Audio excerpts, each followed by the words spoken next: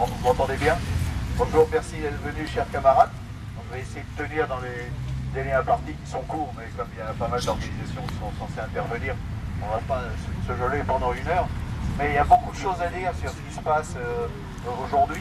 Quand on a créé ce qui s'appelait à l'époque le comité Honecker pour la solidarité internationaliste, à l'époque du procès d'Erich Honecker, les fondateurs de cette organisation, aujourd'hui CICI, le comité internationaliste pour la solidarité de classe, un nom qui généralise donc l'action, avait prévenu que ce procès allait ouvrir une vague de fascisation. Malheureusement, on ne s'était pas trompé et les événements actuels le montrent.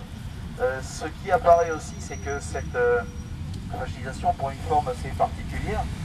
C'est une forme libérale. À la première vue, c'est complètement contradictoire. Le libéralisme et le fascisme sont deux systèmes censés être antagoniques, mais on voit bien que ça fonctionne ensemble. D'abord, il ne s'agit pas de raconter que en ce moment la Pologne est fasciste, que l'Union européenne est fasciste. C'est un processus. Il n'est pas achevé. C'est une évolution. Et on voit qu'il y a des doses de fascisme qui sont injectées dans l'État polonais et puis dans l'Union européenne supranationale. C'est comme ça que ça fonctionne. Et à mesure que ça se libéralise sur le plan économique. C'est ça le paradoxe.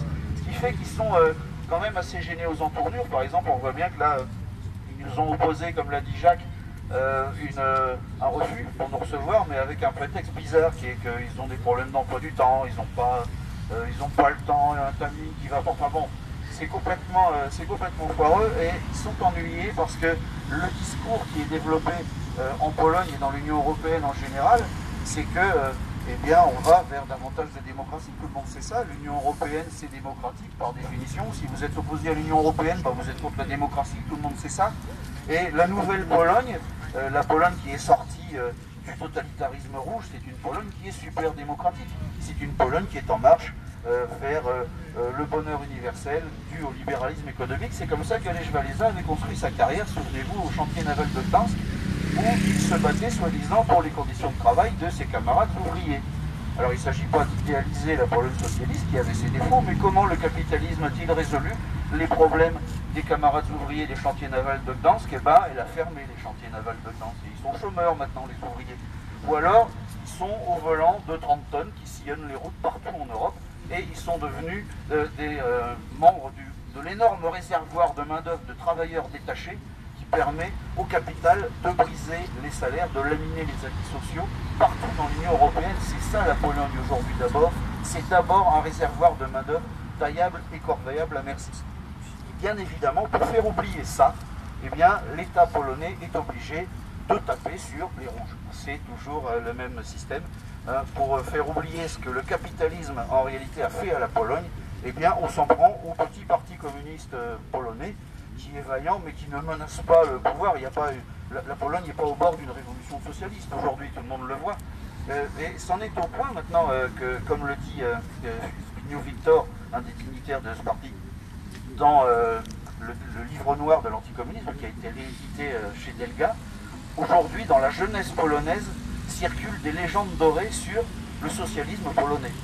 En Pologne même, où le socialisme avait pris des formes assez étranges dues au fait qu'il avait dû se greffer de manière assez artificielle, en Pologne même, les Polonais sont obligés de reconnaître que même ce socialisme-là, qui avait des défauts, est 100 fois préférable au capitalisme.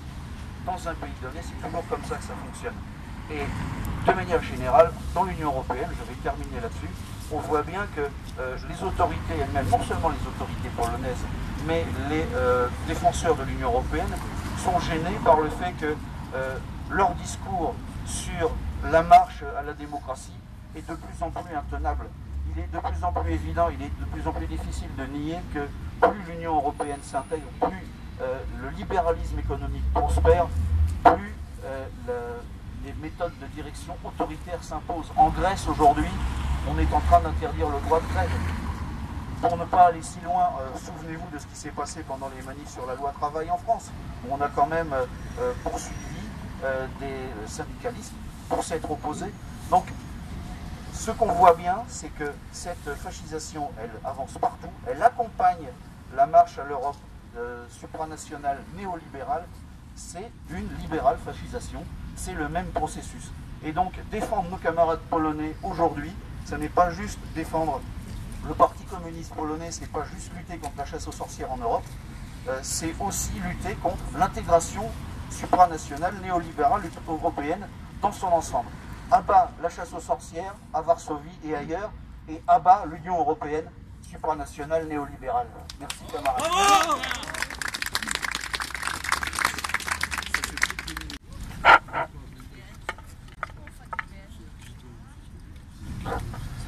Bien, chers camarades, chers amis, c'est vrai que le 11 novembre dernier, ce rassemblement de 60 000 personnes à Varsovie manifestait avec des slogans antisémites et anticommunistes représente une terrible inquiétude pour nous.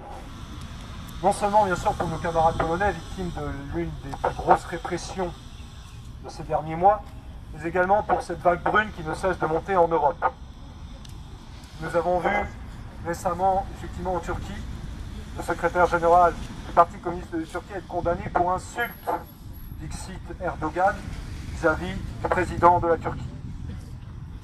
Nous voyons cette répression qui ne cesse de monter envers toutes les forces communistes, mais également socialistes, syndicalistes, et qui finalement rappelle malheureusement les heures les plus sombres qui ont marqué notre continent.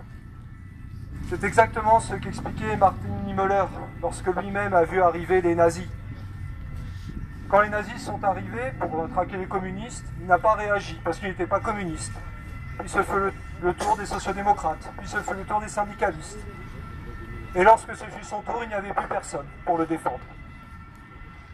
Eh bien, je crois que notre présence ici, elle est non seulement en solidarité, bien sûr, avec nos camarades communistes, avec toutes celles et tous ceux qui sont victimes de cette terrible contre-offensive anti-communiste, anti-révolutionnaire depuis plus de 25 ans. Mais ce qu'il faut voir, c'est que les communistes mènent aussi un combat, tout simplement pour la défense des droits les plus fondamentaux, des libertés démocratiques qui sont partout menacées par ce qu'aujourd'hui est la réalité de l'Union européenne, à savoir une dictature implacable et totalitaire du capital et de toutes les forces régressives et réactionnaires liguées dans un seul et même objectif, faire taire la contestation populaire partout en Europe. Eh bien, je crois, chers camarades, que par notre présence ici présente, non seulement avec tout un ensemble d'organisations françaises, mais également, comme cela a été dit, avec le camarade de Russie, avec une camarade d'Indonésie, avec des camarades italiens également. Je crois que notre rassemblement va au-delà des frontières, car il est la preuve que le véritable internationalisme, c'est nous qui le représentons, et pas cette pseudo-Union européenne qui veut faire croire que c'est le nouvel avenir pour les différents peuples européens. Le véritable avenir, c'est l'internationalisme, c'est nous qui l'incarnons, et c'est pour cela que nous devons être totalement solidaires avec nos camarades polonais. Le fascisme ne passera pas. Vive le communisme, vive la démocratie, vive la liberté. Vive le communisme. De notre drapeau, groupons-nous, que nous importe la mort menaçante. Pour notre cause, soyons prêts à souffrir. Mais le genre humain, courbé sous la honte, ne doit avoir qu'un seul étendard, qu'un seul mot d'ordre, travail et justice, fraternité de tous les ouvriers, aux frères, aux armes, pour notre lutte, pour la victoire de tous les travailleurs. Frères aux armes pour notre lutte, pour la victoire de tous les travailleurs. Vous avez reconnu la varsovienne. Voilà. KPP, solidarité. Solidarité. Elle est pourrie. L'Union européenne qui traque les communistes et bénit les fascistes. Elle est pourrie. L'Union européenne qui traque les communistes et bénit les fascistes. Elle est pourrie. L'Union européenne qui traque les communistes et bénit les fascistes. De Paris à Varsovie, communistes tous unis.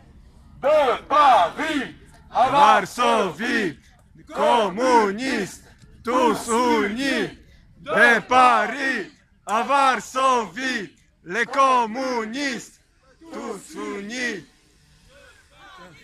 Varsovie, communistes, tous unis.